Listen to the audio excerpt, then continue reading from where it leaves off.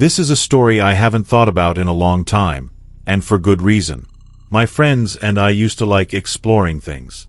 Growing up in New Jersey, there were enough abandoned places within driving distance to keep us entertained for hours. A lot of the stuff we did wasn't all that cool in hindsight, just decaying buildings, empty warehouses, stuff like that. But every now and then we'd stumble across something more interesting. One place that had been on our radar for a while was an abandoned middle school about a 30-minute drive away. I won't say the name here for privacy reasons, but anyone familiar with North Jersey urban exploring probably knows exactly what I'm talking about. We'd seen photos of the place online and figured it was finally time to check it out. It was late summer and we were getting bored of the usual activities, which mostly consisted of playing basketball in my backyard and driving around aimlessly. I can't remember who brought up the idea, but it was a pretty spontaneous thing. There were 4 of us that night. It was me, Yuri, Frank and Freddie. Frank and I were into graffiti, so we brought a few cans of black and white spray paint. Beyond that, the rest of my bag was filled with some Roman candles I had left over from 4th of July. Our MO with these kinds of things was always the same. We'd mess around inside, get to the roof, shoot some fireworks off, then sprint down before any cops rolled up. This evening would be no different. Yuri was driving that night. He pulled onto a side street a few blocks from the school and we got out. We made our way towards the school and were pleasantly surprised to see that the fence around the perimeter had been cut. We were prepared to jump, but I was glad we wouldn't have to. The school was huge, bigger than the pictures online have led us to believe. It would have taken forever to explore the whole thing, but that was a good thing as the 4 of us were prone to get bored very quickly. Frank led the way through the hole, followed by Yuri, then me, then Freddie. Freddie was the most fearless, so he volunteered to bring up the rear. We found a door that wasn't boarded up, and stepped inside. Even with our flashlights, it was eerie. Picture your childhood school, only dead silent. Every hallway was stripped down to exposed wires and crumbling tile. Insulation was hanging from the ceiling and there were bits of broken furniture everywhere. The entrance we found opened into a hallway, which we happily began walking through after clicking on our flashlights. We all had really powerful flashlights, which was something we were very proud of for whatever reason. When I say powerful, I mean it. Mine was $60 and could illuminate an entire room with a beam strong enough to blind you for a few seconds if you mistakenly glanced at it. It was honestly a lot of money for a flashlight, but I thought it was worth it. The walls were coated in graffiti, some of it good, some of it awful. Frank and I paused here and there to check out a few tags, but mostly we kept moving. I'll spare you most of the details about the building itself, but it was honestly really cool. Seeing all those seats and a stage that was literally falling apart was a dope sight. He made a quick loop through the basement, which was by far the most run-down part of the school. We didn't spend much time down there, partly because of the wear, but mostly because I could tell my friends were getting creeped out. One of the rooms had a massive pentagram painted on the floor, which wasn't exactly a comforting sight. Creepy, yeah, but it wasn't unusual. Anyone who's done urban exploring knows these pop up everywhere. We didn't linger. The 4 of us eventually made our way to the 2nd floor. One of the classrooms had a completely untouched white wall, basically a blank canvas. Frank and I grinned, then started throwing paint up while Yuri and Freddie said they were going to keep exploring and look for a way to the roof. They disappeared down one of the dark hallways while we stayed back tagging. Once we wrapped up our piece, Frank wanted to keep working on another section of the wall. I wandered out of the room to check out some of the better artwork along the nearby corridors. After about 5 minutes of just standing and admiring the art, I heard Frank yell out from behind me. He sounded angry and asked if I was messing with him. I told him I don't know what he was talking about and he told me to quit the act. Still angry. Before I could figure out what he meant, he said, "I know you took my bag." I swore I didn't do anything, that I had been standing in the hallway the entire time. He believed me and muttered something about how it must have been Freddie. To be fair, it was the type of thing Freddie had a tendency to do. We searched the room with our lights just to be safe, but there was nothing. The bag was gone. We couldn't do much more tagging without the bag since it had all the unused paint in it, so we just went to find the guys who we assumed were on the roof by then. We went as far up as the stairs would take us, but unfortunately they didn't lead to the roof. We wandered the floor aimlessly, checking various rooms for a way to the roof. At one point I walked into a small side room and froze. There on the wall was another pentagram like the one we had seen in the basement, only this one was much more ominous. It was freshly painted, which I could tell because paint was still dripping down it, and in the corner of the room was Frank's bag just sitting there. Frank stepped into the room behind me and immediately noticed what I was looking at. Without skipping a beat, he grabbed his bag off the floor and said in a pretty loud voice, "What the hell is wrong with him?" I didn't respond, even as a joke. It seemed like something that crossed the line a little too much, even for Freddy. We left the room and started walking down a random hallway in silence, just wanting to find our friends. Just then we heard rapid footsteps thundering towards us.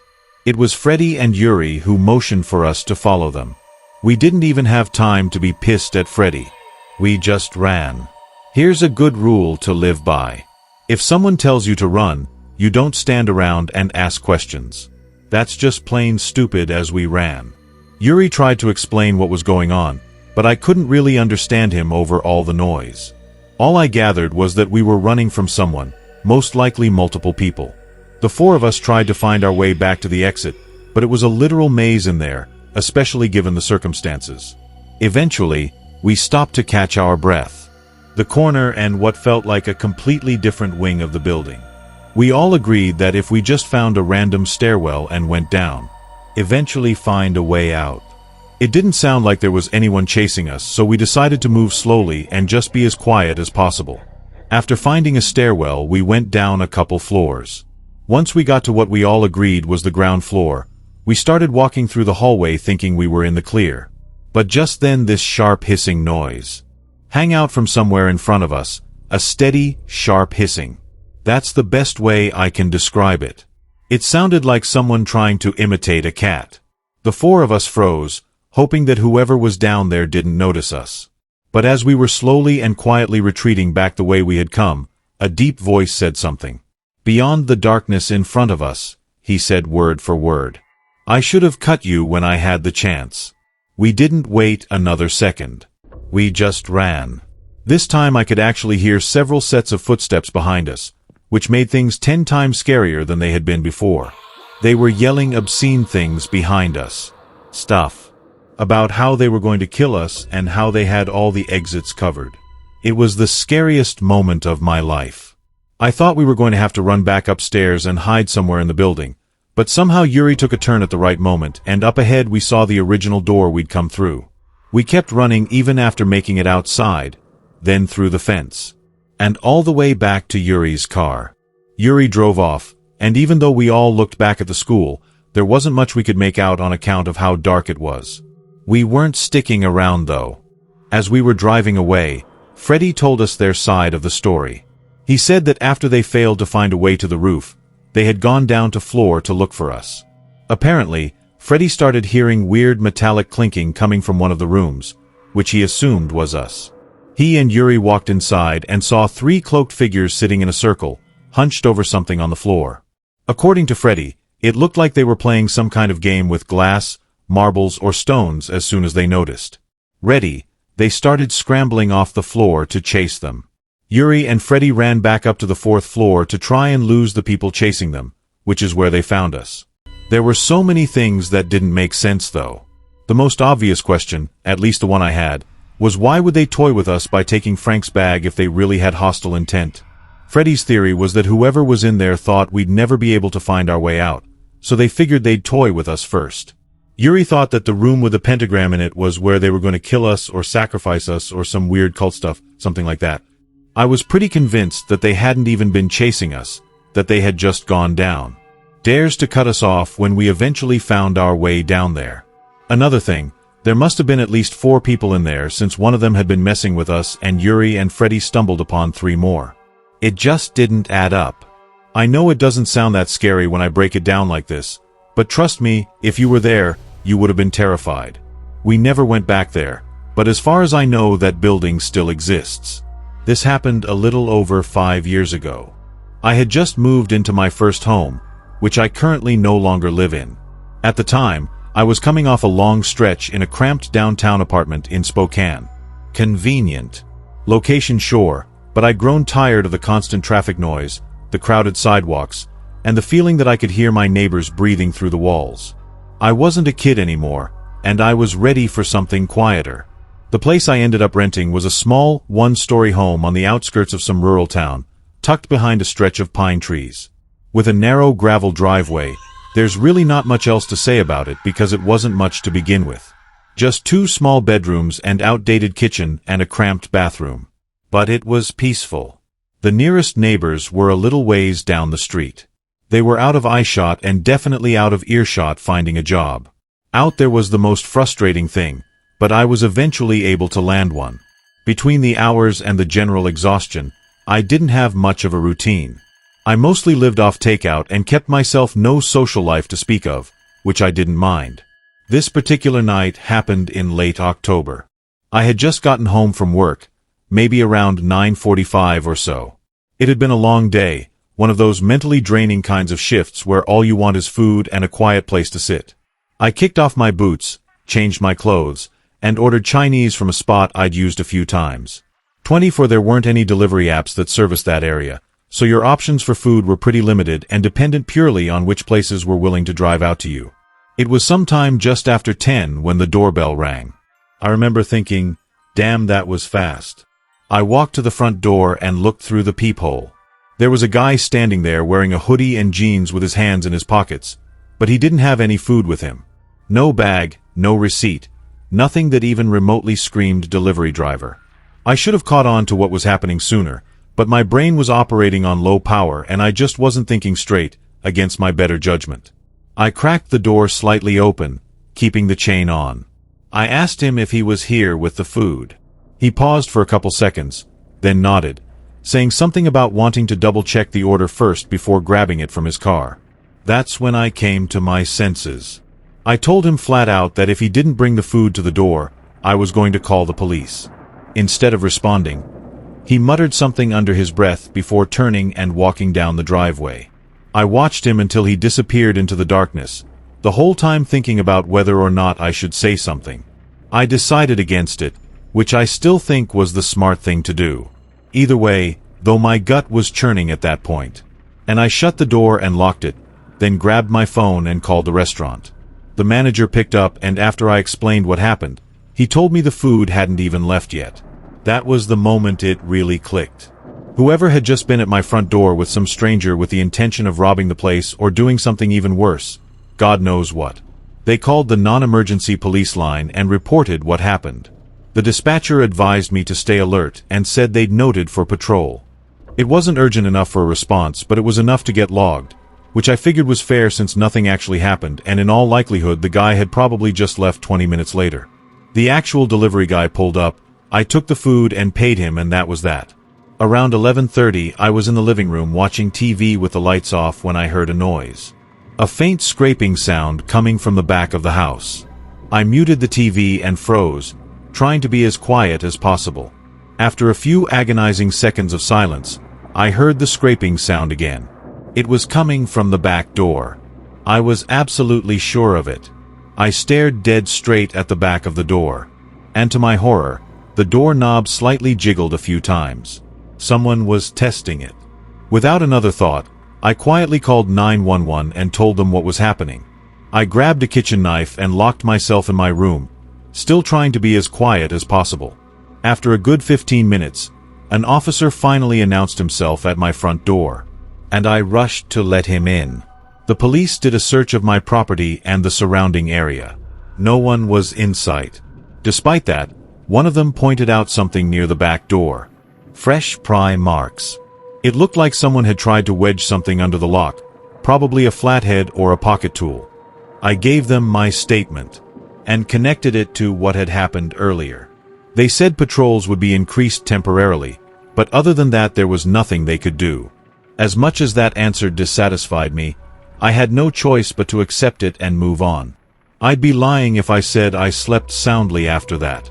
But the next few nights passed without incident. I told myself there was no way that guy would return. After getting the police called on him twice and he didn't, but a few nights later I woke up sometime after midnight to sirens. Police sirens. They weren't too close, but they were loud enough to rattle me awake. I got up and went to the window just in time to see 3 cruisers fly past my house with their sirens. Glaring. I was glad that it had nothing to do with me, but I was still curious nonetheless. I figured it was probably some unrelated domestic thing and just went back to bed. But not 20 minutes after I had fallen back asleep, I was woken up again, this time to knocking at my front door. I groggily got out of bed, walked over to the door and checked the people. There were 2 uniformed officers standing on the porch. When I opened up, one of them asked if I recognized someone they just detained a few streets over. He held up his phone and showed me a photo. It was him. It was that guy from a few nights earlier, the one who had tried to break into my house. Emphatically confirmed it with audible shock in my voice. Apparently, he'd just been caught trying to break into someone else's house nearby. They had him in custody and figured there was a chance there was a tie to the call I had made earlier in the week. The officers told me I wouldn't have to worry about him anymore, and I thanked them. That was the last I ever heard about it. They never followed up with me and I never inquired. I was just happy to move on with my life and basically forget about the whole thing. I actually ended up moving out of that house shortly after that, mostly because I was going crazy living in isolation. This happened just a few weeks ago, and I haven't been able to stop thinking about it since. My name's Catherine, and I'm a 24-year-old law student about to start my 2nd year at NYU, for anyone unfamiliar. First year is a nightmare. I don't think I slept more than 4 hours a night from September to May. So when summer finally rolled around, I promised myself I'd enjoy it while I could. That meant going out a lot, especially on weekends. I was staying back home for the summer for a couple of reasons. It was easier on rent. To one, and all my hometown friends were around as well. Plus it gave me a nice sense of familiarity and return that you can only get from being at home most Saturdays. We ended up at the same handful of bars a couple towns over. There's one in particular that's always packed, and that's where I was with Jackie the night everything went down. This is going to sound bad, but I have this habit of pretending to be kind of ditzy when I meet guys at bars. Nothing too over the top, just enough to let them assume things and assume things they do. I'm not sure if this has always been a dynamic surrounding nightlife, but the guys at bars, at least the ones I interact with, seem to assume. Every girl they talk to is brain dead. I'm not a genius or anything, but I'm definitely not brain dead. And yet somehow pretending to be dumb is kind of fun. I can't even really explain why I do it. I just think it's funny seeing how guys react. And I'll admit there's something satisfying about flipping the script once I get bored of playing dumb. Jackie and I had just gotten our drinks and we were scanning the crowd when these 2 guys slid into conversation with us. We later learned their names were Sebastian and Luke. They seemed pretty normal. Not immediately creepy, decent looking, confident. No readily apparent red flags either, which was always a good sign. Jackie seemed to click with Luke almost instantly, so I figured I'd stick it out and talk to Sebastian. He wasn't bad, kind of charming, actually. We actually talked to them for a really long time, which was kind of shocking to me considering the vast majority of these bar encounters don't last more than 5 minutes. Jackie's not exactly what you'd consider a nice girl. So the fact that she wasn't closing herself off to conversation was saying something. At one point she grabbed my arm and whispered that she needed the bathroom. As we were leaving, Sebastian asked if we wanted anything to drink. I told him we'd both have a rum and coke, which I opted for because it's a pretty standard drink that even a college bar bartender would have trouble screwing up. In the bathroom, Jackie admitted she was thinking of going home with Luke, preferably sooner rather than later. I was pretty shocked by the news, to be completely honest with you. I'm usually the one to make the poor spontaneous decisions, not her. I questioned why she was acting in such an uncharacteristic way, and she tried convincing me that Luke Quat could be the one, which was obviously laughable, but I wasn't going to tell her that. Instead, I just shrugged. I wasn't particularly invested either way, but I figured if she was into it, I'd be a good friend and just go with the flow. As we were returning from the bathroom, I spotted the guys across the bar. They didn't seem to notice us. Interestingly, they weren't laughing or talking in the fun, relaxed way they had been before we left. Instead, they were just kind of standing there with blank faces. The closer I looked, the more it seemed like they were actually whispering, which was even stranger for whatever reason, that little change in behavior. gave me a really unsettling feeling that I couldn't shake. As soon as we got within a few feet of them, the energy shifted again. It was subtle, but I noticed they both snapped right back into the casual bar vibe they had been sporting just a few minutes ago. Luke nudged 2 drinks toward us without saying much. I looked down. There were 4 drinks total, 2 rum and cokes and 2 something elses. I couldn't really tell what the other drinks were, but based on the bright yellow color and the slushy-looking liquid, one thing was for sure, they definitely didn't look like something most guys would order. I decided to take advantage of that with as innocent a smile as I could. I pointed at the peculiar-looking drinks and asked the guys what they were. Sebastian said they were pina coladas, which was beyond random. I tilted my head and gave him a teasing look, trying not to make it too obvious that I thought something was up. In a playful voice I said, "You know, I think these drinks might be too girly. For you guys, I would hate for anyone to catch you sipping them." Before waiting for a response, I reached out and slid our rum and cokes across the table, replacing them with the frozen drinks. Then I raised my glass and took a long, slow sip before giving Sebastian a little wink. Jackie caught on and grabbed the drink I pushed in front of her. She looked at me for a second, clearly confused, but she went with it. Sebastian stared at me for a long second with his eyes narrowed like he was sizing me up. Then he just left and said touché. He started sipping the rum and coke, and admittedly that put me at ease. Luke followed suit. We finished the drinks without incident. At that point Jackie was being pretty obvious that she wouldn't mind leaving soon. Luke eventually took the hints, suggesting that we all go back to his place for a nightcap. That's when I started feeling like everything was normal again. I didn't think it was likely that the guys would have invited us over if they suspected we knew something was up. We Ubered back to his apartment, which wasn't anything fancy, just a modest second-floor unit in a small complex nearby. Inside it was cleaner than I expected, but weirdly minimal, like there wasn't much furniture or decoration anywhere, almost like he had just moved in. Luke had some White Claws in his fridge, so he kept the energy going by drinking those and playing some music on his TV. At first everything seemed normal. There was no sign that anything was off whatsoever. In fact, it kind of seemed like the guys were starting to sober up. But that didn't last long. We couldn't have been there more than 20 minutes when things got strange again. The guys seemed to be getting progressively drunker really, really fast. They started slurring their words and laughing to themselves. And then, just like that, the 2 of them fell asleep on the couch within minutes of each other. It was a pretty horrifying sight. My initial suspicion that they had messed with our drinks was proven right in front of our very eyes. Jackie was oblivious to what was going on, but I don't blame her. She was significantly drunker than I was. She rushed over to Luke and tried to slap him. Awake, but I pulled her back and told her to calm down. I asked her if she remembered me switching the drinks, then told her I thought it was because they might have done something to them, and it turned out I had been right. She looked at me with a shocked expression and then just said, "Oh my God," over and over and over again. The 2 of us. I just sat there for a few minutes trying to calm each other down and figure out what to do next. I wanted to just leave right then and there, get as far away from those guys as possible. But Jackie was determined to find some kind of incriminating evidence. We looked around a bit, but it's not like we're crime detectives.